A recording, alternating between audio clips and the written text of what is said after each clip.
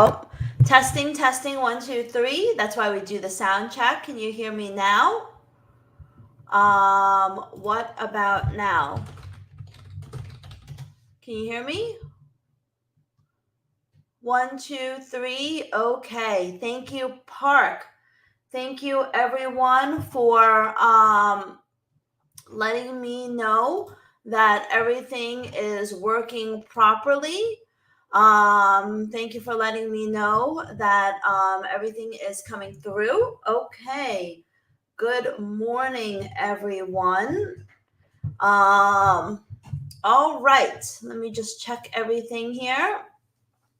So good morning, everyone, and welcome to our Monday Market Buzz, where we talk about what's expected in the markets. We talk about all of the major event risks that, we've got to stay on top of, and, just kind of the potential movements that we could see in equities, currencies, indices, commodities, basically run the gamut of everything. I'm Kathy Lien with BK Traders.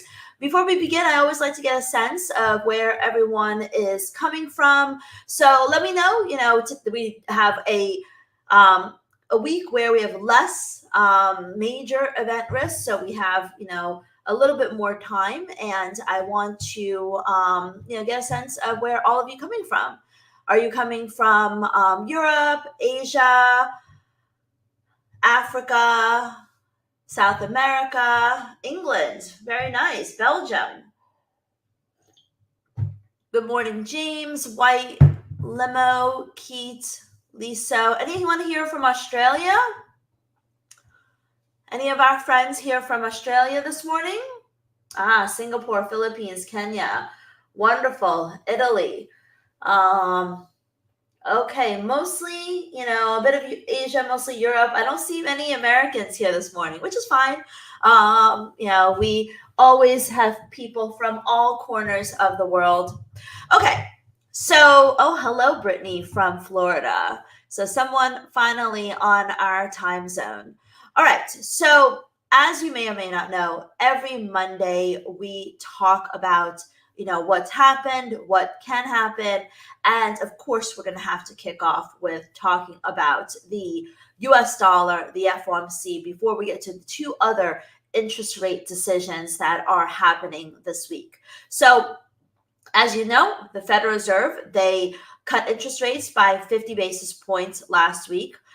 To a large degree, that was a surprise in the markets. And the dot plot showed 50 basis points of additional easing this year. So there's definitely, quite a bit of additional easing, and that this latest move from the Federal Reserve kicks off what will be a continuous cycle of easing. And, what's really interesting is the price action. And let me just make sure my chart can be shown. Great. So if we zoom into my chart, you will see that the Federal Reserve's rate decision was on Wednesday. Let me get a little arrow going on here. This is the Federal Reserve's interest rate decision on Wednesday. And you can see that the dollar had made a low and then it rebounded, and it actually spent the rest of the week rebounding. So this is dollar yen that we're looking at. And so many people are wondering, what in the world happened?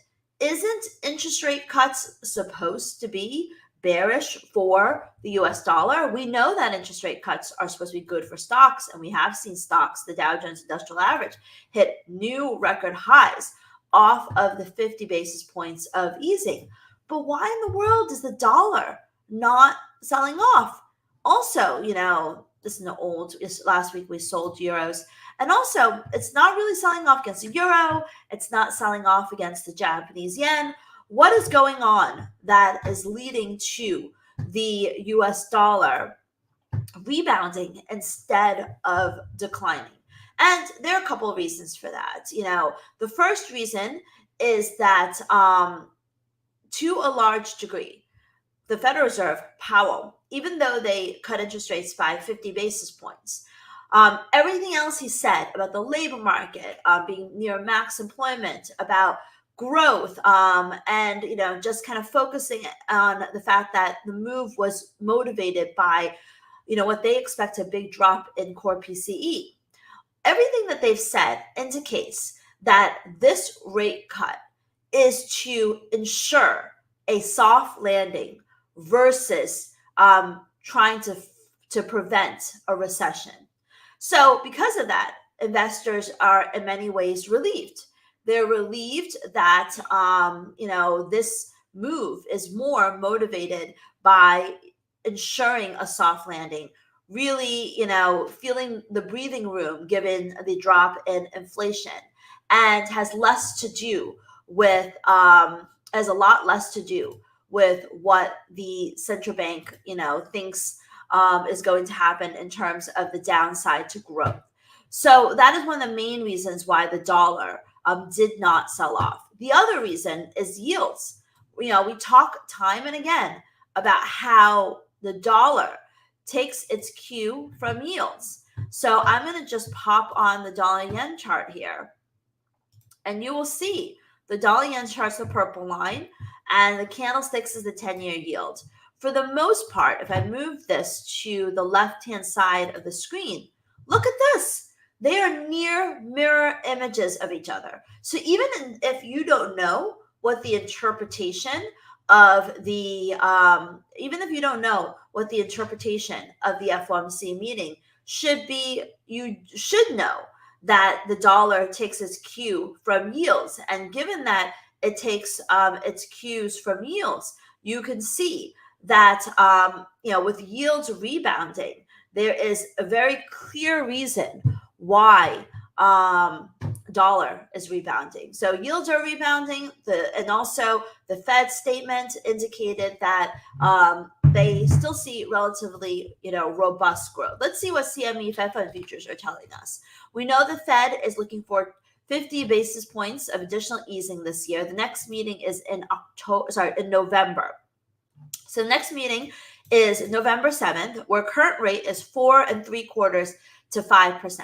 So current rate is 4 3/4 to 5%. And you can see that the market is pricing in 100% of a 25 basis point rate cut, because 54.5 plus 45.5 is basically 100%. So the market's pricing in 100% that we're going to get another quarter point cut in November. But it's 50-50. They're thinking maybe we can even get another 50 basis points of easing in November. And so this is where things could really change. Let's just take a quick look at December. So right now the rate is 4 3/4 to 5%. So the market thinks that there's definitely, it's pricing in a 75% chance, which I think is pretty hefty. 75% chance. Look at 50.3 plus 25.2. 75% chance of a 75 basis point rate cut by the Federal Reserve. Wow. Think about that. The dot plot is only predicting, meaning that Federal Reserve officials are only predicting 50 basis points of additional easing.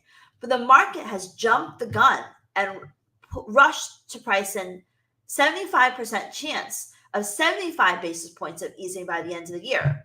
The one thing that we know for sure is that the dollar is definitely not trading, in sync with those expectations. The dollar had sold off after the Fed surprised, or in the lead up to the Fed surprising by 50 basis points. But since then, it's rallied. So the market has certainly not priced in the 75% chance of 75 basis points of easing. So what does that mean for us as traders? So I always say, in the beginning of the week, and the reason why all of you are joining me is because we are, sitting here and we're creating a plan for the trading week. We're looking at what's on the economic calendar. We're creating a plan so we have kind of a frame of reference to trade off of for this week. And there's a couple things to be aware of. First off, you're looking at my heat map. We have no major U.S. data until the end of the week. We only have personal income, personal spending, PCE deflator, and UMich on Friday. So even though the market is pricing in a 75% chance of 75 basis points of easing by the end of the year, there's really nothing this week that is going to really, push us in that direction. And so there's nothing this week that will kind of reinforce that. And that is part of the reason why the dollar is rallying. And that's part of the reason why the dollar could consolidate and continue to recover this week, in the front of the week particularly, because we don't have any major event that could change things until the end of the week. Now, we do have Fed Chairman Powell speaking. That is also important. He's speaking on Thursday.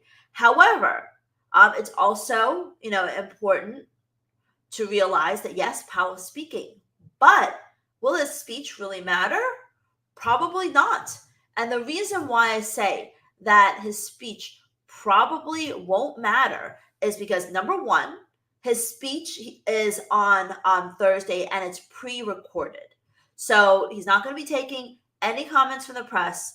And, it's just opening remarks at the 10th annual U.S. Treasury Market Conference. So he's just probably saying hello. He's just, maybe talking about the importance of the conference and probably going to focus his speech on that. Number two, according to the agenda, his speech is only 5 minutes long. So I think, he can get away with saying very little in terms of market movingness in 5 minutes. So because it's pre-recorded, because it's only 5 minutes long, because it's only introductory remarks to a bigger conference, because and number four, because there's no press conference that reporters can answer him to, that's also not going to be incredibly market moving. The one thing that could be market moving is going to be all of the Fed speeches. Now, before the FOMC, we are in what we call the quiet period, which means that Federal Reserve officials aren't really supposed to say anything at all in the 2 weeks before the central bank meeting. They're supposed to be in the quiet period and not, kind of dropping hints on what the Fed could do. But now we're outside of the quiet period. And everyone wants to know, is the Fed really that dovish that we could get another 75 basis points of easing this year? And I think that's really what the market is going to be looking for its answer to. We already had a few Federal Reserve presidents speak this morning. And for those of you that, don't know, just go Forex Live. They do a pretty fantastic job of just, every morning I scan the headlines. What are they telling us? Bostic said that the range of views about the path forward is robust, which means that they pretty much have no clear consensus about how much needs to be done next or how aggressively, how quickly. The recent dots show a fair dispersion. Kashkari expects smaller steps going forward. So the market thinks there could be 75 basis points of easing priced in before the end of the year, according to Kashkari. Maybe it's 25, maybe it's only 50. Bostic said, I supported 50 basis points as only a compromise. So maybe he really didn't think that it could be that much. I think that's all we heard so far. We have Goldsberg speaking later today. So, his comments could be interesting. We don't have any Federal Reserve president speaking tomorrow. On Wednesday, we have Kugler speaking. On Thursday, we have Williams and I guess Collins and Bowerman speaking. So quite a bit of, and Barr and Cook. So Thursday, even though Powell's speech is recorded and only 5 minutes long, we have a whole host of other Federal Reserve presidents speaking. And in many ways, their comments could be more market moving than Powell. So that, is fairly interesting. So my outlook for the dollar this week is neutral. I think Boris stole my screen. Let me re-add my screen. Okay. So what I wanted to say was that my outlook for the dollar is neutral this week because, first off, we don't have any major event risk for the dollar until the end of the week. And then also because I think, what we get from the Fed this week isn't going to be very market moving. I think we're just going to move into consolidation mode, which means I don't expect any new lows set in the dollar this week. Now, some of you are asking me about the euro. This morning, we had Eurozone PMIs. You're absolutely right. We had Eurozone PMI numbers, and they were weaker. We had weaker Eurozone manufacturing PMI. We had weaker Eurozone services PMI. And the manufacturing PMI actually dropped for Germany to its lowest level since 2000 this year. So I'm bearish euros. We have the German IFO report being released later this week. So the ZOO was weak, the PMIs were weak, and the IFO will probably be weak. So given that, if you think about it, we don't have much going off the U.S., and we only have, we do have some key Eurozone data that I do believe that the euro could move lower this week. Some bearish euros. Last week, we had the Bank of England rate decision. The Bank of England left interest rates unchanged. But in addition to leaving interest rates unchanged, they indicated that, they need to be vigilant about inflation. They're not really sure if inflation really is going to fall as quickly as they think. They actually raised their inflation forecast for the rest of this year. So we had the PMIs released this morning from the UK. They were weaker, but they aren't below 50 like some of the Eurozone measures. And the BOE is certainly less dovish than the ECB, but the BOE is also expected to cut interest rates at least once this year. So I'm kind of mildly bullish. I'm bearish euros, I'm mildly bullish sterling, and I'm neutral pounds. And before I get into this, what does this mean for me as a trader? What this means for me as a trader is that my trades can go any way. When I look at my fundamentals and I look at my technicals, when I don't have a clear bias, that means that I could take my positive zip signals. I could take my long dollar signals. I could take my short dollar zip signals. I could go either way. This week we have two central bank rate decisions. One of them is expected to move, but it won't be the RBA. We'll see. I'm bullish Aussies because I don't think that the RBA is going to cut interest rates tonight. But I think that it could be a dovish hold, which is not what everyone expects. And the reason is because of this. Let me make sure you can see my screen. Let me stop this. I'm going to share my screen again. I'm going to share my window. Just give me a second. Okay. So what you see here is the, as you know, whenever we have big rate decisions, I create these tables that give you a sense of how the economy changed from one meeting to another. And, before we even look at talking about what the RBA could or could not do, let me know. Looking at this, what do you think the RBA should do? Dovish hold, hawkish hold, or a rate cut? I want you to type into the chat box. Just clear glance, should it be a dovish hold, hawkish hold, or interest rate cut? Maybe, Boris, if you want to pop a poll here. And for the RBA, let's get some, interaction going on here, and your contribution. whether you think that it's the RBA should do a dovish hold, hawkish hold, or a interest rate cut. Well, I can tell you, taking a look at this, that there are, before we even dive into it, just as much red as there is green, right? I mean, if it was all red, we'd all be like, that's easy. Okay, hawkish hold. RBA is the only central bank telling us that they are not looking to, there's no reason for them to be rushing into interest rate cut this year. But, we do not see a sea of green here. We see, both red and green, right? And, retail sales, which is very important, is flat in July, according to the last measure that we have. And Boris just put on the poll. So please, cast your vote. Dovish hold for the RBA, hawkish hold for the RBA, or surprise interest rate cut, because everyone's doing it, right? Why not RBA? So retail sales really isn't that great. Consumer confidence, though, is up. Consumer confidence is up nicely in September. The labor market numbers are mixed. Unemployment rate is steady, which is pretty good. It's not a big deal. As long as it hasn't increased, that's pretty good. Employment change is down a little, but I would still say this is bullish because it's down marginally from the previous month. Full-time employment is really good. Full-time employment up 60,000 in the month of August. So really good there. And participation rate held steady, which is why on the labor market front, I have noted this as Aussie bullish. Inflation expectations are up. We didn't have a new inflation measure. We get monthly inflation numbers this week. So inflation is up. And that is one of the main motivations for why the Reserve Bank is is not so eager to cut interest rates, because inflation is still moving upwards, which makes sense. If you have a hot labor market, no one's going to be cutting prices. Housing market seems to be doing pretty well. Home loans are up. Builders, unlike the US, feel confident enough to build. That's going well. But activity, economic activity, is where things are really floundering. We had the Q2 GDP numbers. They weren't great on it. I mean, on a quarterly basis, they were the same pace as the previous quarter, which, 0.2% isn't really all that great. But year over year, 1% GDP is pretty lackluster. Westpac leading indicators of business activity is down.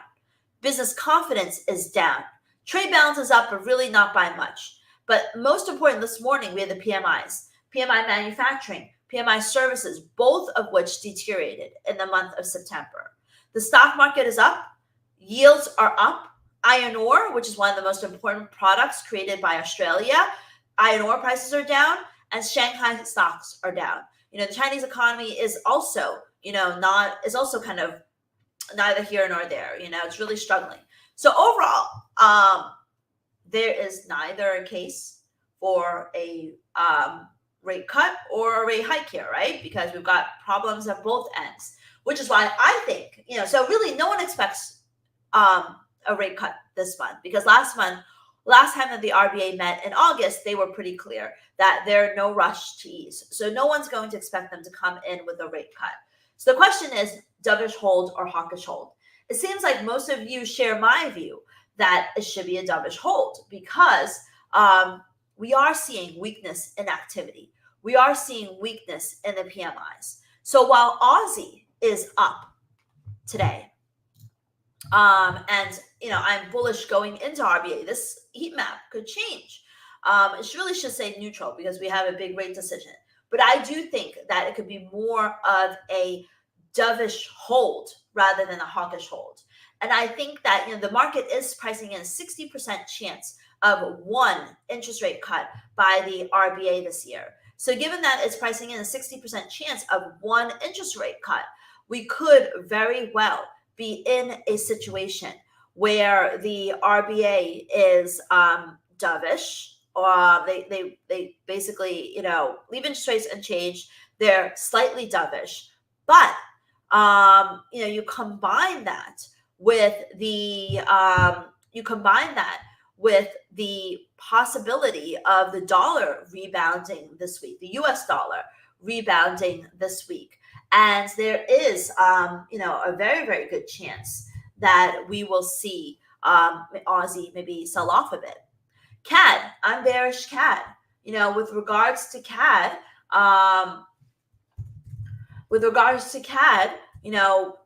the Bank of Canada, they cut interest rates, says more to come. Cad jobs report has been very weak. This morning, we had new housing prices. That's been soft. Oil prices have been coming down. So I still continue to believe that the Cad is going to underperform most of the other major currencies. And retail sales have been kind of, mixed. So I, am still bearish Cad. Kiwi, we don't have much going on for New Zealand this week, so I'm completely neutral. Kiwi is going to completely trade, in my opinion, off of the market's appetite for U.S. dollars. Kiwi's up today because, the dollar is down a little bit, but it's really going to be based on risk appetite and the market's appetite for U.S. dollars. Now, the Swiss franc, the other central bank rate decision this week is a Swiss National Bank. And if we quickly take a look, and I like to do this, let me share with you, I guess my screen stopped. Let me present my window again. So here, if we look at dollar Swiss, we can see dollar Swiss is also rebounding, and it's kind of flat today. And I'm going to bring back in my moving averages. Dollar Swiss is kind of flat. It's kind of showing signs of a bottom. Euro Swiss isn't doing much, but the market is widely expecting the third interest rate cut by the Swiss National Bank. No one's really talking about it, but they are expected to cut interest rates for the third time. The Swiss National Bank does not meet until Thursday. I am going to be looking for opportunities to sell the Swiss franc, maybe against the dollar, probably against, maybe Aussie and Kiwi and Euro, maybe not so much against Euro, but, definitely against some of the other currencies if we get a zip signal, because the SNB is expected to cut and no one's really talking about it. And I think that, we're going to see some opportunities. So I know that dollar Swiss is already in the buy zone. So, the background, this is my zip chart. When the background is green, it basically indicates the longer term trend. And where it is in relation to the indicator line refers to the shorter term trend. So dollar Swiss is clearly in the quote unquote buy zone because it's above the indicator line and the background's green. So I like dollar Swiss to the upside, especially with yields up as well. And you're absolutely right, Sumer. The Swiss National Bank is widely expected to cut interest rates by 25 basis points, but people are not talking about it. And I think that creates an opportunity for us as traders. The yen, I'm still bullish yen. Japanese markets are closed for holiday. But I think, the yen itself could, the Bank of Japan, they did not raise interest rates, but they made it clear that, they set the stage for a rate hike, maybe at the next meeting, maybe at the following meeting. So I think that the yen could appreciate on the back of that, maybe more so against euro, for example, than dollar. I like euro to the downside, although, once again, this is where, euro is in the sell zone. I'm not selling right now because the background is green, but if the background turns red, that could be an opportunity. Or selling Swiss yen, not right now because we're also in the buy zone. And this is actually a zip buy signal. So for those of you that were trading zip, this is a zip buy signal with a white candle. But I would not be trading this because the fundamentals are not in sync with the technicals. Swiss National Bank is expected to cut interest rates. And, I think the yen should be trading higher, although this is all rallying because stock futures are up. With that said, though, I firmly believe that, the Swiss franc should, sell off. And if it drops below the indicator line, background turns red, I'll be looking for opportunities to sell. But zip has worked out well. You saw how well zip worked out last week. This is a really beautiful zip buy signal. And even and this one didn't work out, but, we try to catch the big trades with this. Now, let's take a look at the calendar. But before I do that, I do want to show you, let me see if I can show you this.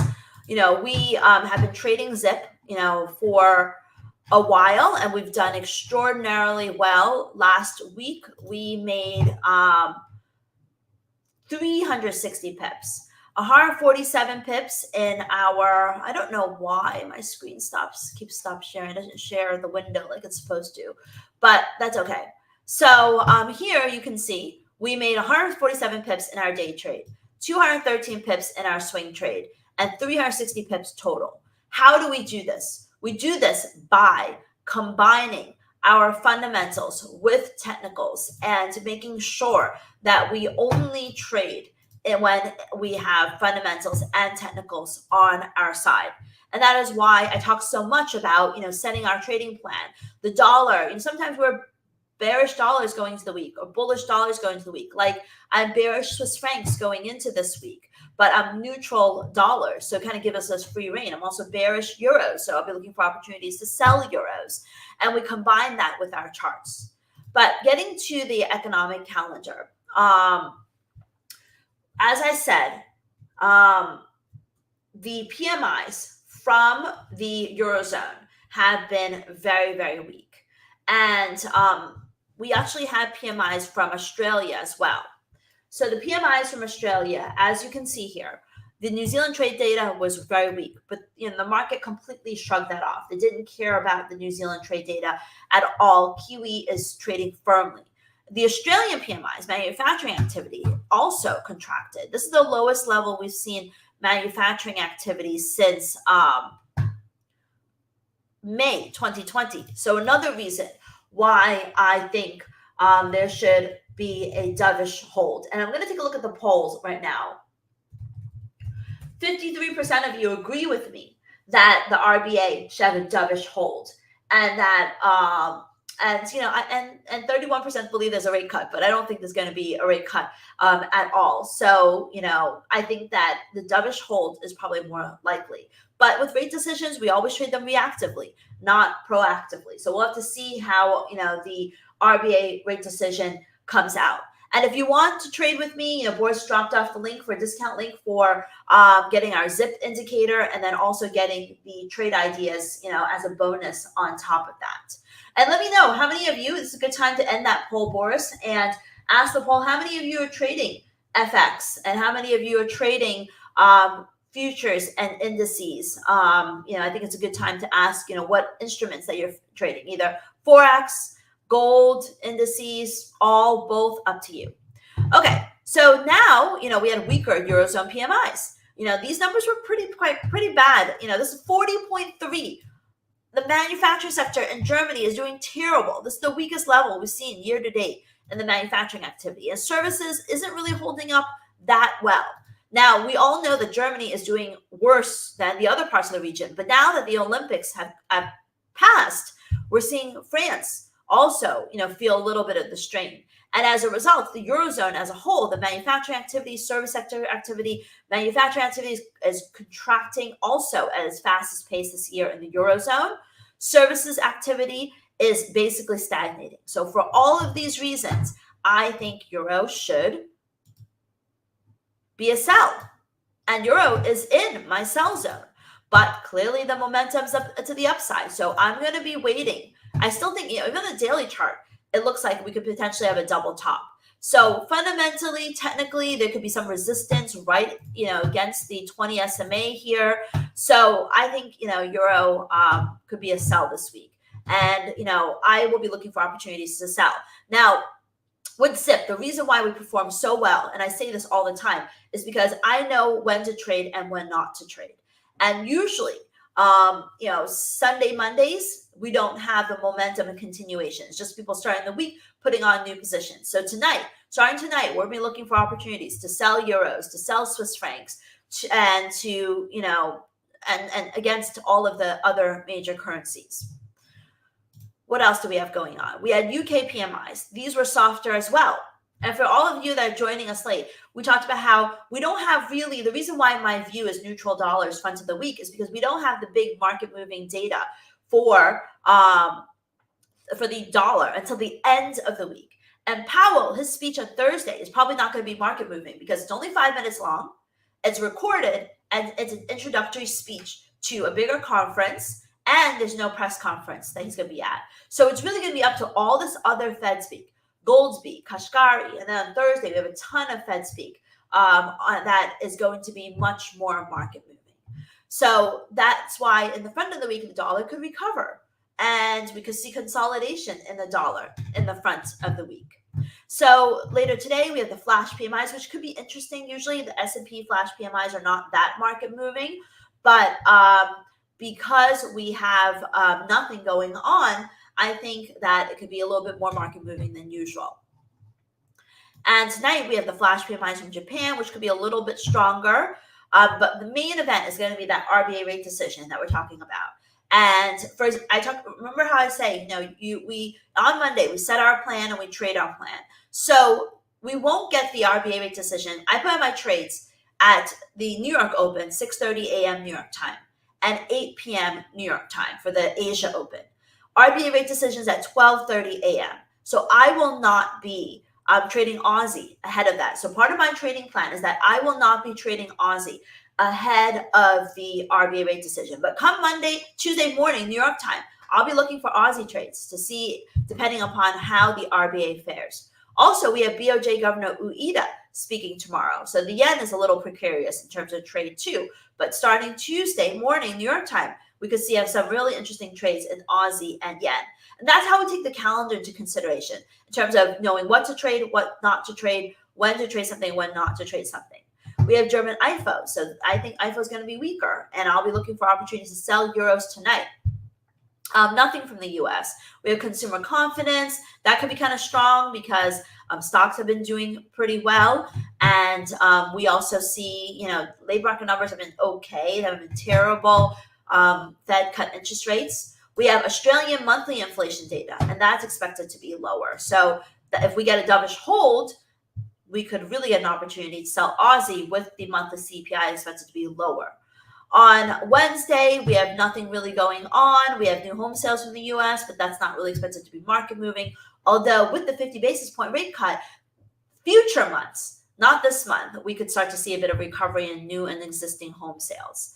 And then on Thursday, we have the Swiss National Bank rate decision. As you see, the market is expecting a 25 basis point rate cut by the Swiss National Bank. So I'll be looking for opportunities to sell the Swiss franc going into the SNB rate decision. We also have durable goods orders from the U.S. Those are final figures. They're not market moving at all. But on Thursday, that's going to be Fed speak day. The headlines will be much more important than data. Although on Thursdays, we also get jobless claims. We have Collins, Kugler, Bauman, Williams speaking, Powell speaking, although Powell will be less market moving, Barr, Kashkari, Cook. Remember, for all of you that joined me late, the market is pricing in. Right now, we're at 4.75%. They're pricing in a 100% chance of a quarter point rate cut next month. But it's divided 50-50 on whether it's going to be a quarter or 50 basis points. So a lot of that will hinge on data as well as all of these speeches from the Federal Reserve officials. But what's really alarming is that for December, the last meeting of the year, the market is pricing in a 75% chance of a 75 basis point rate cut by the Fed. So very, very significant. And the price action of the dollar certainly does not reflect that. So it sounds like the poll, 65% of you are trading Forex CFDs, which is great, which is why we love to trade. We talk about currencies, although I would like to see how that's broken up between Forex and then the indices CFDs, which, we'll ask later. But what I'm interested in, I'm going to close this poll, Boris, and I'll keep talking. But let's ask them, how many of you trade prop? Yes or no? Simple question. Do you trade prop? And let's get back to the calendar. The last day of the week, we have, where is my little thing here? That's when we get the most important pieces of U.S. data. The PCE deflator, personal income, personal spending. And, I don't think, and also German unemployment, I think German unemployment is going to really rise because the PMIs showed a really big jump in job losses or deterioration in the labor market for the manufacturing service sector. So everything tells me I should be bearish euros this week, which is why, once again, my trading plan will be to look for opportunities to sell the euro, not buy the euros this week. But core PCE, I think, is usually very important. I think it's going to be less market moving. It's going to be less market moving because Fed already cut interest rates by 50 basis points. Already told us it's motivated by what they think will be a big drop in core PCE this year, a bigger than expected drop in core PCE. So it will be market moving if core PCE rises. If it goes 0.3%, oh my gosh, we can see a very sharp rally in the US dollar. If it's 0.1%, it'll just reinforce whatever the market's saying. So an upside surprise, given, as you saw from the CME futures, given the market's expectations for as much as 75 basis points of easing for the rest of the year, even though, which is more aggressive than the 50 basis points of easing projected by the dot plot, that could be quite market moving. So definitely something important to pay attention to, because I think all of that, tells us, sends a very, very big signal to the markets. All right, so now let's look at the charts. As I said, euro looks like we could have a potential double top here in the euro. This high, we'll have to see whether or not it really stops here. But if we look at the monthly chart, let's see if this is a significant fib level to any degree. And the fib retracement isn't far from here. Now, this is a small fib, obviously, from a near term. This, I don't think we're going to have a fib here because it's too long term. Well, we do, but we're above that. So, for the most part, we do have a little bit of a fib above current levels. And I think euro is more of a sell than a buy this week. And I'll be looking for opportunities. So what I'm going to do, I shared with you all my fundamental views, my outlook for the data. Euro is in my sell zone. Right now, momentum is strong. I want to see one of two things. I want to see either rejection of this indicator line, or I want to see euro rise above the indicator line, come back below it, and form another zip sell signal. So I'll be looking for opportunities to trade euros at the Asia Open tonight, as well as tomorrow at the New York Open. Sterling, as I said earlier, we are bullish sterling, bullish pound. This was published on Sunday for the week, because even though those PMI numbers were weak, for sterling, the BOE has seemed very wishy-washy with regards to easing. The market is pricing in a rate cut for the Bank of England, but Bank of England has not committed to any type of rate cuts. So you can see here that, first off, I'm going to draw this line here. First off, we are above some very, very important Fibonacci retracement levels. Now, they are much more below current levels, so we really don't need to worry about them that much. So now that euro is where it's at, where's the next stop for it? The next stop for it is the fib from that move here. You can see it's from basically the May 2021 high to the September low of last year. And that basically puts resistance at 134.20. So sterling, of course, last week's high is resistance, but, it looks like it's going to take out that. And above there, if it takes out last week's high, then there's a good chance it could go to 134.20, which, interestingly enough, even though the fib was not really in existence at the time because it was drawn from this low, it is also the swing low from here, and also an area where I found congestion over there. So 134.20 does look like the next stop for sterling. Dollar yen is rebounding. And, we've got lower highs, lower lows. The next major resistance will be at 146 and change, although I think there is a more significant resistance level not too far from here. And that's 144.85. And that's the 23.6% fib retracement of this level here. Dollar yen does look like it wants to recover further, in my opinion. And that's at least 100 points from here. So I think there could be some additional opportunity to the upside. I also think there could be additional opportunity upside for dollar Swiss, at least to 85.50, which is where we have this level here. But I do think that we're going to recover to 85.50, maybe even get to the 50-day SMA here. I do believe with the 5 SMA crossing above the 20, I like dollar Swiss upside quite a bit. Aussie broke out to the upside, even though we had weaker PMIs ahead of the RBA rate decision. Markets expecting a hawkish hold. Many of you, like me, expect a dovish hold. So I think that someone is bound to be surprised. Now, with our Aussie, if it corrects, we've got support at 68 cents, but more significant support down at 67.50, which is right here. But if it powers higher, of course, the interesting question is how high can it go, right?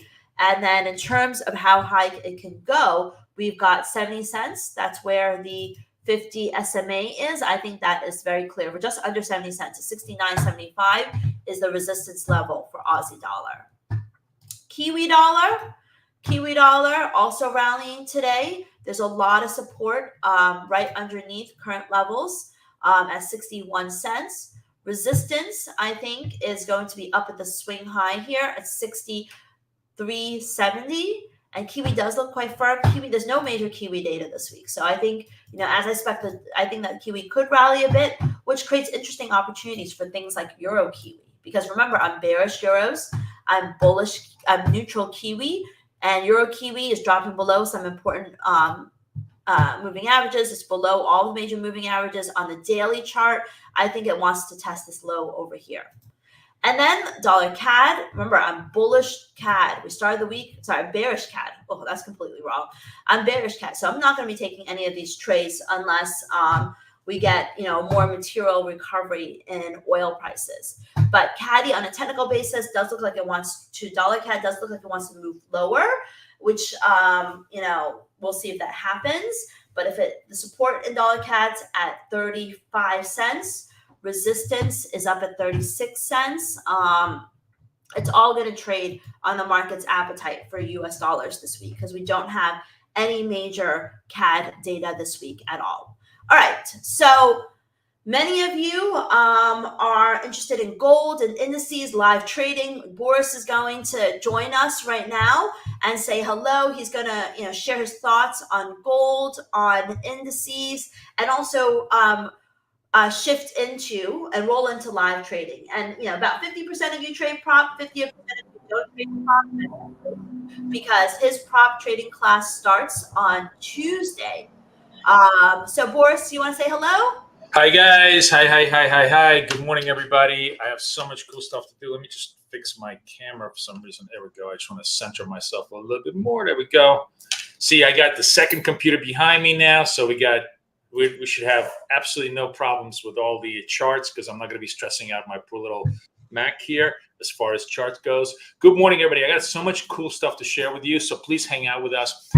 Live trading. I'm going to show you a completely revamped, brand new version of our BK Scalper that has both scalp trades and swing trades on it with alerts and everything else. I'm going to run you through it. Tomorrow starts my prop trading academy class, which is where we're going to go through all of these strategies in great detail, and I'm going to show you how to configure them and how to trade them. Remember that people who've taken my class, 7 out of 10 of those people have gotten funded, they've passed their prop test. They're now trading their funded accounts. That compares to about 5% of people that try to do it alone. So it's a huge, huge value if you guys want to try it. The link is in the comments. I'll put the link again. Big discount. In addition, by the way, to getting my prop class, you're also going to get all of Kathy's zip trades and everything else. So it's a tremendous value deal for 3 months. Hopefully you guys are all going to sign up. Even if you don't want to do prop, you're going to get Kathy for a very big discount. It's a hack if you want to use it. Otherwise, I'm going to take the screen in just a second. There's a lot of stuff coming up. Kay is absolutely right. The big event today, this week, is going to be PCE. But the market is just kind of very toppy. At the same time, I think it's really, really surprising at what's going on with equity market. September generally is considered to be a very, very difficult month for the equity markets, and yet we've had fresh yearly highs in September. Very rare for that to happen. So there's two ways you can look at it. You can say, this is pretty bullish. We're going to go run into the end of the year. Or you could say, man, this is really bearish, because if things are really looking good in September, that means that they're going to crash in October and November. I mean, as always, the market is the market depends on how you look at it, right? I think that's kind of like the whole idea of everything that's going on. Anyways, let's look at my charts. I'm going to put my charts on the screen here, and let's take a look at what's going on as far as equities go. I am, for some reason, just bear with me a second here, guys. For some reason,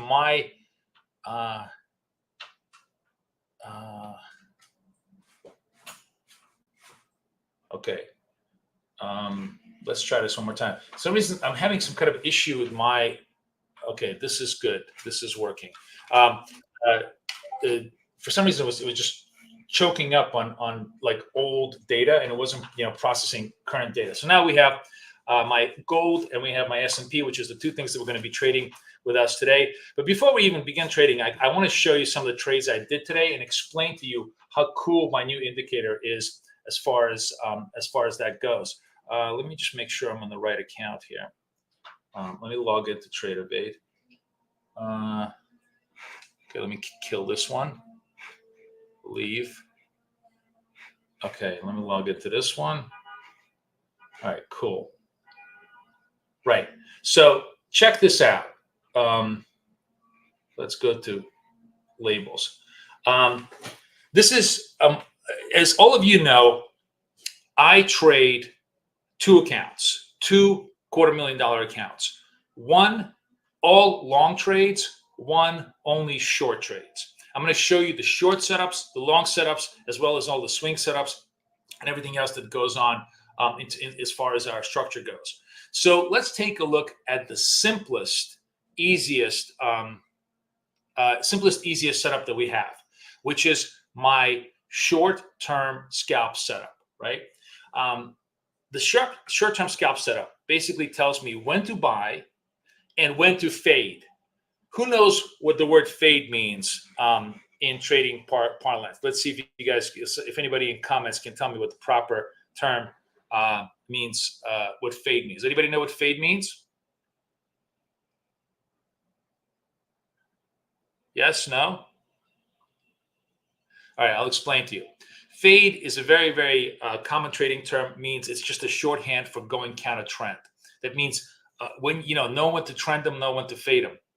It means go against the prevailing move, right? So if you look over here, right now in gold in my little indicator, this is a 1 minute chart. Those of you who are new, let me kind of go through the whole concept so you sort of understand what my indicator is. And by the way, this indicator you're going to get for free when you're part of my Pass the Prop Trading Academy, but you'll never be able to even find it on TradingView because it's proprietary. I wrote it myself. It's only for guys in my group. It's not even available, and you can't search for it, okay? It's totally private, but it is fully available on your TradingView so that if you have TradingView, you can use it to your heart's content. So what the indicator is, it's a 1 minute chart. It tells you the red areas, which is where price is below the 8-period SMA, the green areas where the price is above the 8-period SMA, and buy and sell points. It tells you exactly when to buy, when to sell, right?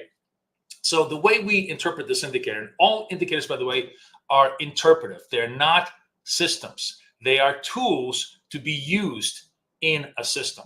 This is a very, very key thing you need to understand, okay? A hammer does not build a house. A hammer is just a tool you use to build a house. So this is a great hammer, but we need to build our house properly. And the way we do that is the way we trade in terms of with trend is we take the first two signals, which are the highest probability signals of trend. So if I have a sell signal, that I have a buy, those are the first two signals I'm going to have that I'm going to go to the long side. After that, even though they may go 4 or 5 signals in my direction, I do not trade because the probability of it turning increases significantly. And the more buy signals I have, the more likely it's going to turn, right? So the setup that we have, so the first setup I have is I'm going to be buying here, and then I'm going to hold off. So I made money, I made money on my golds, and now I'm waiting. So when do I now go against trend? And I go against trend right here. As you can see, I went against trend here and made money on my gold trade here. And the rule here is if we have 3 or more labels in the same direction, so 3 or more consecutive buys, 3 or more consecutive sells, that's when we first start looking for a fade. And the rule set that I have for fade is we need to have at least 2 red moves after the third buy. So we have 1 sell-off, second sell-off. In this case, I took the third sell-off. Why did I take the third sell-off? I took the third sell-off because I never trade between 9 and 9:30. Just like Kathy never trades in front of interest rate decisions or anything else that's fundamental. I never trade half an hour before the market opens because it's just a volatility nightmare, right? So the third time it gave me a red signal, I shorted over here, boom, boom, as you can see, super easy. I made the trade, right? So we have very flexible ways of trading with trend and against trend, depending on what the indicator is showing us. Like right now, for example, this is the gold gold trade. Let's take a look at the S&P trade here. So S&P right now, market just opened. Generally, I kind of give myself 4 or 5 minutes of rest. So I have a sell trade here, sell trade here. Generally, I don't take the whatever signal is in the first 5 minutes of trade because it's almost always going to be too volatile, too much, too vulnerable to a reverse. So right now, yes, we have a little bit of a sell signal here, but it's not a worthy one. I certainly wouldn't have taken in the S&P right now. I'm going to let the market kind of, what is it, 9:40? I'm going to give it another 5-10 minutes, see if it can find its footing before it can find a direction. In the NASDAQ, we already have 3 consecutive sells, right? So, and this is where it gets interesting, right? Remember I said to you we could do a counter trend trade.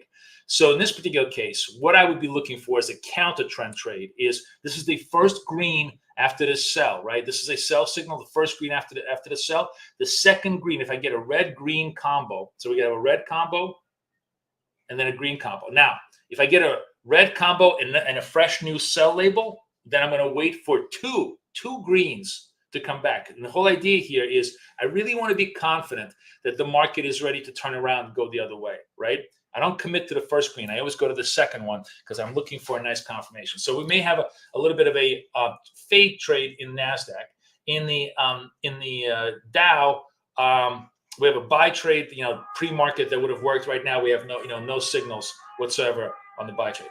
Oh, it's siren time. You know what we're going to do? Okay, let's see. The first poll of the day is going to be the very serious poll. You guys may have to tell me. Let's see if you guys, let me end this poll. Okay, the poll of the day right now is, you guys heard the siren, right? I need to know, was that FDNY, that's fire, right? Police, which is New York NYPD, or EMT? First of all, you got to know the acronyms. Secondly, you got to you heard that siren. Let's see if you guys can tell me what the proper siren was. It's going to be our daily truck daily idea. So we don't have any significant buy sell signals right now. Any of the charts? I'm looking around. However, I got something super cool that I worked on this weekend that I think you guys are going to love. Because many of you are like, I love how you trade, Boris, but it's super fast. And it's like, I got to really, really focus. And I really only want to do maybe 1 or 2 trades during the day. I want like more meaningful, more swing-like positions. So I built just for you, something we call, this is actually the wrong, let me just add the indicator. Sorry, let me add the indicator. This is the new version indicator called 1.7 turn in here, right? This latest version. It's available for anybody who's a member of my group. And if you want to just join me, let me put a link back in here for you guys. And put the link in. You can join us for a month, or you can join me for my pass the prop and really, really rock and roll it. So I created a super cool addition to my scalping indicator called the turn trade. And I'm actually going to take the buy sell signals off, and I'm just going to show you the turn signals. All right. So the very, very cool thing about this is I made this very, very precise for you, meaning that the turn trade, the way we define it, has to be what's known as a V-shaped trade. So a V-shaped trade is you have a point A, then you have a point B, this is to the long side, the lowest point of the pattern. And then you have a point C. And ideally, A has got to be here, C has got to be a little bit lower than A, and B has got to be the lowest, right? The labels are labeled green and reds, obviously from the highs to the lows. Now, I made it much easier on Friday for a lot of my friends because I actually put the numbers on here. So you can see, for example, this isn't the trade because the A is actually lower than the C, and lower than the B, and even though the C pattern is higher, the B is not the lowest point. So it's not really a pattern, right? But I went one step beyond the call of duty over the weekend. And I actually, while my daughter was at a friend's bat mitzvah, I coded all day long at Starbucks. And I actually created it so that the algo knows exactly the parameters of when there's a sell pattern, which is demarcated by these little triangles, or when there's a buy pattern, which is going to be demarcated by dots. So let me see if I can show you any. Okay, so the dots tell you that this is a true turn, buy pattern. And by the way, you notice that there's lots and lots of reds in between. We don't care. We kind of skip. What we care for is 1, 2, 3. 1, 2, 3. Jump, go. Now in this particular case, and again, everything is an indicator. It's a tool, not a strategy. You obviously have to use discretion. This is a 9 o'clock in the morning signal. So did it work? If you took this signal over here, the first dot over here, the dot's just basically the reason why I have so many dots is it tells you where the pattern is starting, and any of these candles could be potentially a join of the turn pattern. Ideally, I should just simply make one dot, but it's really hard to code it this way. And I just, I'd rather just give you the signal than try to, refine the code perfectly. So I'll leave it alone like this. But the key thing that I want to show you is you get long over here as a swing trade, right? Imagine this is a swing trade. This happens in the middle of the day. This is when it's supposed to happen. You use the lowest low, between these two green patterns, which is let's say 47. You're coming in at 89, right? And there's 100 different ways you can trade this. The most conventional way is it's a 40-point risk, right? You're in at 89. The lowest low is 49. It's 40 points risk. You can trade it with a 2-to-1 risk-reward ratio. In other words, you long here. The stop is at the bottom of this V, and you're looking for 80 points. You're correct. You make 2-to-1. It's like the best swing trade you're ever going to make because this is at least 50% accurate. Sometimes it can be as much as 60% accurate. And that means when you're at 2-to-1, you're just having a great risk-reward ratio. Or you could do 1-to-1. Or you could do, if you're a high probability trader, half to 1. So you're targeting 20. In this particular case, if you were sort of, trading this sort of 9 o'clock, if I was going to take this trade, I'd have a very, very low risk on this. So I'd be in at 88. The stop here would be 60. That's 20 points of stop. I put myself a 10-point target to 99, and I would have made target, right? I would have come in here and I would have made target. But the beautiful thing about this is not only is it going to show you a signal, but I actually made it. Oh, another siren. Look, all you guys are saying it's FDNY. It's not FDNY. Oh my God. Okay, you guys are going to learn the science. This, by the way, you hear that? That is an EMT. No, shit. Sorry, that's NYPD. FDNY sounds like it's a bomb going off. I mean, they are, massive big trucks, and they're like, get the fuck out of my way. I'm FDNY. They're really, really booming. NYPD is just get out bastard. That was NYPD. And EMT is, it's really, really annoying. They make it the most annoying sound of all is the EMT. So you will learn all the signals as you trade with me, because I'm back in New York, and of course, I'm sitting on top of Broadway. So there isn't a live that I'm going to do with you. The one trade I can guarantee you 100% of the time is that there isn't a live I'm going to do with you that isn't going to have at least one siren going by us. Anyways, back to what I was going to tell you. Not only does this thing show you where the turn signals are, but I made it so you could actually have the alerts. So if you go in here, if you go into the 3 dots, and you could say add alert on BK Scalper, you could say turn buy signal, turn sell signal. You can literally set them up, and it will alert you as to when there is a turn signal in each one of these instruments, which is super, super cool because it really makes it much, much easier to alert you to the potential trades that are there. And these trades are going to happen probably 2 times a day at most. You're not going to get these dots a lot. You got to have all the kind of stars align. You got to have the V-shaped pattern, show up both on the buy side and the sell side. But you can see, it's actually pretty cool. In this case, it was obviously a little bit premature, but look at the nice pop that we have over here, right? So, okay, I'm going to get off the turn pattern because, as we trade this whole week, what I'm going to do tonight is I'll set up the alerts, and will be very, very cool is we don't need to have the turn pattern on the charts. It's just going to alert us when there's a turn, and we can go look at the chart, take our time, and see if we want to take that trade as a trade. But for now, let's go back to our bread and butter of looking where the buy sells are and what's going on in the markets. So right now we got nothing on the on golds, nothing on S&Ps. We had a buy on NASDAQ, which I am kind of late on, but I guess we could take this. Let me make sure I'm in the right account. I got to be in my long count. Let me go on my long count. I'm going to take this on a mini level. You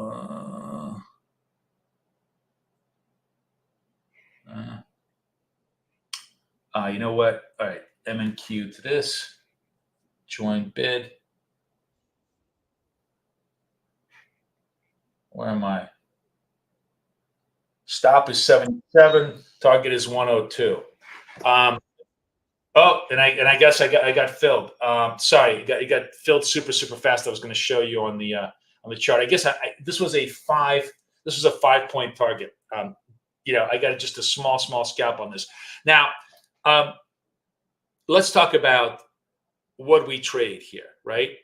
And this is just as important as how we trade. No, in fact, I would say 10 times more important, 100 times more important, 1,000,000 times more important than what we trade, right?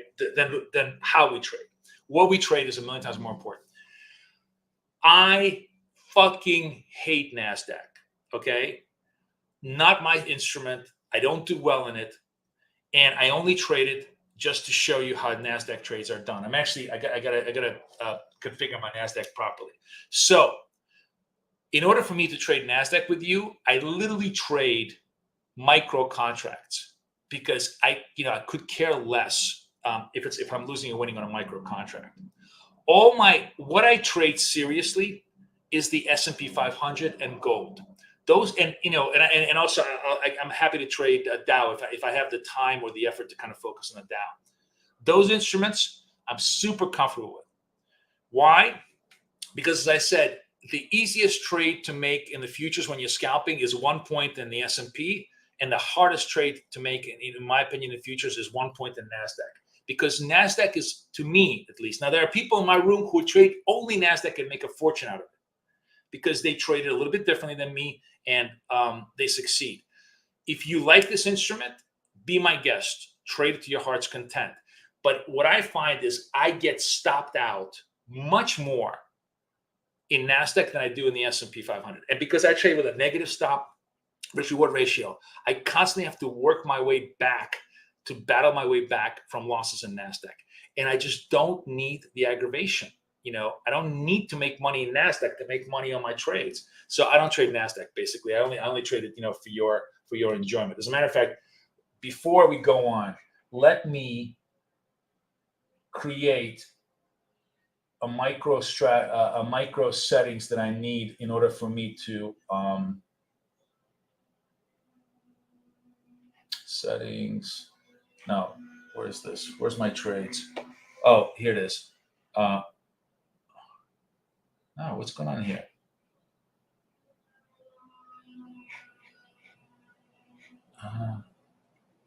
Sorry, let me just. I'm gonna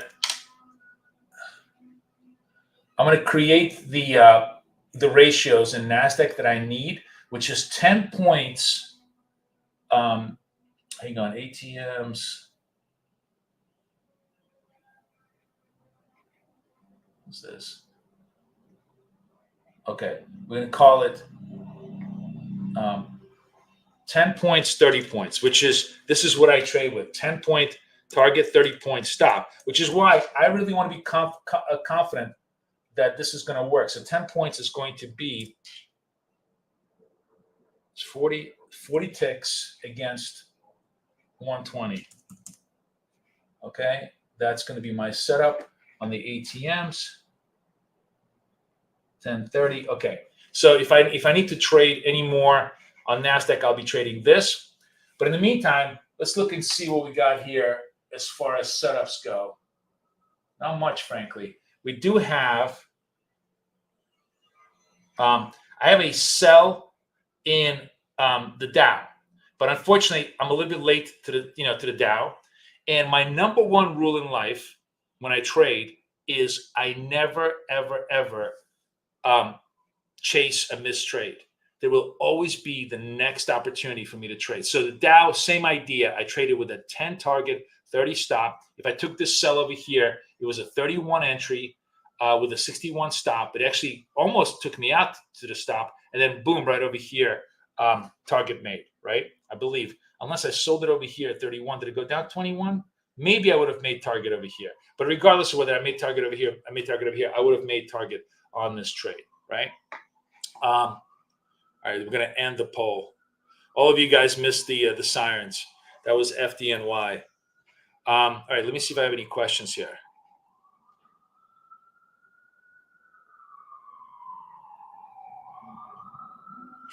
The turn, do we still enter on the third signal if it's a V shape? The turn automatically tells you when to enter. It already calculates that V shape. You can obviously see it visually, but the whole point of those dots are telling you that's the third, that's the signal for the upside, and the triangles tell you that's a signal to the downside. M321. Okay, so you don't have to think about the turn. It will also alert you. It will tell you because it's programmed. It will actually pop up on the screen. Like I'm gonna program all the alerts today, so that when we trade tomorrow, you guys will see. Oh, we have a turn in YM, and we can go look at it. And then if we determine, yeah, this is a pretty good looking turn, I want to trade this turn. You can trade it, right? So there's plenty of opportunity here for us to do all this stuff. I think. Oh, we have a buy. Now this is interesting. So this is a buy. 1, 2, 3, 4. Already the fourth buy. Gold is in a nice, clean, straight up trade, right? No complaints from me. The only reason I don't want to be buying here is because it's already overbought under my conditions, under my very, very, very strict risk parameters. I only want to be buying the first two buy signals in a breakout trend, right? Does this work? It probably would have worked. I don't care. It doesn't. The word probably does not. I don't want it to exist in my trading vocabulary. I want it to be highly, almost definitively, right? Just 1 out of 5. I want to be wrong. I want to be wrong 20% of the time, right? So probably is not 20% of the time. Probably is like a 60-40 bet. So I don't make 60-40 bets. I only make 20. I want to make 10-90 bets. That's what I want to be making. That means I want to be making 90 bets my way. So this is not a 10-90 bet. So I'm not making it. However, I'm watching this because it's the fourth buy in a cycle, right? So what's going to happen? Eventually, it's going to get a red zone. Great. And then it's going to do another green zone. Then it's going to get another red zone. If it gets that other red zone, I'm going to short it because that's going to be a pretty high confident 90-10 bet that it's going to be a turn. It's going to be a fade, right? So I'm happy to wait until I get my setup. S&P doing dick all, as we say, in highly technical jargon. YM doing nothing. YM kind of drifting lower.